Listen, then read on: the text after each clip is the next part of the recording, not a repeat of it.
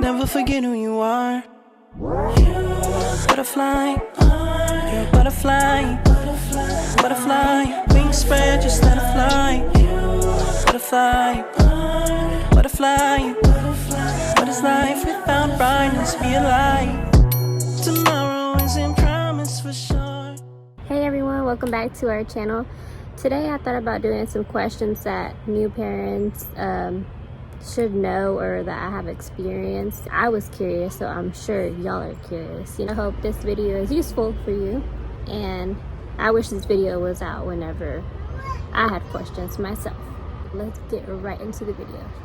My first question would be, do we really need so many infant clothes, so many bibs and pacifiers? The answer is no. You really do not need a lot of that. It is your choice, it's your child. But with my experience, I would definitely not buy that many pacifiers because some bottles come with them. I would definitely not buy that many bibs because you never know if your child doesn't even have that much saliva or spit up. You just have to wait to encounter it. Just have some of them around, not dozens to begin with. As for socks, I recommend not buying so much because your feet tend to grow and then they crawl in and wanting to stand, stuff like that. I would recommend non-slips for sure. And especially the ones that are like very wide on the top, not the narrow ones, because babies get chunky. As for hats, my child, my experience, she did not like those at all. So buying so many hats, you never know, your child might feel like they're dying. So I had several of those and I never used them because she'd always take them off or cry her head off because she hated it. But you can imagine her experience at the hospital was very much fun. I can also mention some swaddlers. I had plenty of those, and to begin with, she wasn't a fan at all because every kid is different. She did not like feeling strapped, like strangled in a way. We had like a dozen of those and she only used a couple, of course, washing them and all that. So yeah, just be mindful that you might not use anything that you got and it's gonna be like an feeling. Okay, so moving on from that question, I hope that was kind of helpful and you're mindful about what you buy and don't spend all your coins. How is it after leaving the hospital? Like the sleeping schedule, is it horrible? My experience, I can tell you it does get better. I had a C-section. Many of y'all that are close to me might not know that. It wasn't difficult, but it's like more uncomfortable. I would recommend a bassinet beside your bed. That way you can get over easily whether you've had a natural birth or a C-section. The first 3 months are tough. Up to a year, I would say. It's a little bit, you'll sit there and cry a couple of times. But you just gotta tell yourself, hey, it's going to get better. Hey, like, this is for my baby. They're going to sleep soon. They'll be okay. There'll be moments where they have colic and you're like so tired and you're like, please go to sleep. You comfort them and it'll all get better. Meaning you can soothe them with music, rain sounds, really like water. Still up to this day, she loves water. So that's very helpful. With that being said, they do experience colic, pain in their stomach where they can't not pass gas, or their stomach hurts because they are passing gas. That's just how it is, and their intestines are very little, so they can't do it as forcefully as us, I would say. That's my way of seeing it. So it hurts. As for Kaylee, she was premature, so just by a little bit, but she still has issues with going. They grow up, they get out of it. Even adults have that. It's just based on comfort and getting them distracted out of that moment that they're going through, which doesn't last for long. It's just probably up to like 30 minutes And going deeply more into the colic question, the medicine that I used was this Parents' Choice gas relief drops. Very helpful. They toot right away, you know. There's Kaylee's cute. Come, baby. Say hi. Say hi. She loves being outside. I don't really like being outside, but you know, I have to look after her.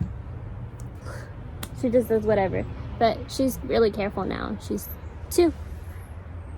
She knows what's going on. But this is what it looks like inside. And it gives you good instructions on how to use it. Going a little bit more into the colic, something that is very useful and was very useful for my baby, my experience, bit of chamomile, the tea. Of course, make sure it's not hot for their mouth. And that helped give her burping and gas relief. So very, very helpful. That's something you can try out if it just does not get any better within an hour or so. Your child may experience some very straining poops. That's not very fun to watch, you know, coming from my, you know, with my daughter. And I would cry sometimes. It's just not fun at all to watch that happen and having to help them actually go. But something that I would do was, of course, massage her legs. That's the casual thing to do. If that just doesn't get any better, I would say some pear juice and apple juice is a good way to go as well. The prune juice isn't good at all. That's what they recommend you to do, but it's just disgusting in my opinion. Alright, so another question that I know is going to be very helpful and I was not aware of as a first-time parent, and I'm sure y'all came to this video and aren't very sure about a lot of things. So she's just chilling. She always does that. That's so cute.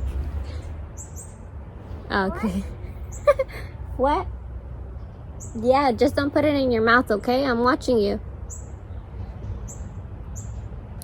Alright, so another great question would be, how do you get rid of the little hiccups that they get a lot? And a lot of first-time parents are not familiar with this, you know. They don't know what to do when babies have hiccups. They just let them go through it.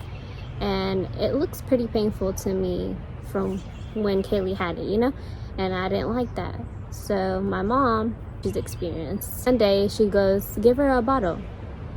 And the little bit of milk, it went away. And that's a very helpful tip as a first-time parent, for sure. A lot of first-time parents may experience newborns with ear infection. Usually it's due to how you position a baby. So if you're always laying your baby down, just giving them the bottle, like, yeah, feed yourself, put a blanket or something to hold the bottle up, you know, all of that is just going back. It's not very good to do that. You can do whatever you want, but it's just something helpful for you guys to prevent that from happening. Kaylee never had one, never, and she's 2. So I'm very grateful for that. You know, that's very painful for them. So I was scared of that, honestly.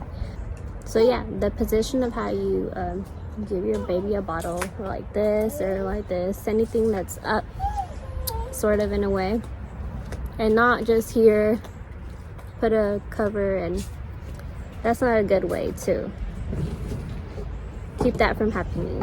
What are some good starter foods for your infant? For me, I gave Kaylani some carrots, some green peas. She loved that. And I believe also sweet potato was 3 of her favorites. So you can start off with anything like green, for it's not too hard on their stomach, to build them up to getting familiar with, you know, that type of texture and something other than milk whenever they're at that stage, of course. How is it after birth? Okay. So one thing for sure that I'm going to tell you that is going to happen, whether you have a C-section or normal, they're going to press on your stomach. And yes, it's not intolerable, you know, but you're gonna be like, what the heck, like, why are you doing that, you know? But it's to get like anything that can be like, you know, clogged, those things that happen during your menstrual cycle that's needing to come out. TMI, yes, but something you should be aware about, because I had no clue of, and I was just super shocked. And of course I'm a little dramatic, so I was like, ow, when it wasn't that bad. But they did it like 2 to 3 times the time that I was there, and apparently they do it a little more than that, so with some people that I've known. So I'm grateful for that, I guess. That's the only thing that I can think of that was a little unpleasant. Too much information, mommy. Yeah. Uh-huh. I recommend highly checking your blood pressure. A blood pressure cuff, they can prevent a lot of things from happening further after your birth. So checking that is something that, in my experience, was very much helpful for myself. I hope those are going to be some helpful tips for you guys from my experience that I had. And what? Anything to make life easier. Don't forget to like this video and comment down below any questions that you may have. You know, my child is 2. I have some good experience up to 2 years, I'd say. We're almost to 1K subscribers, so don't forget to subscribe and join our journey. Bye.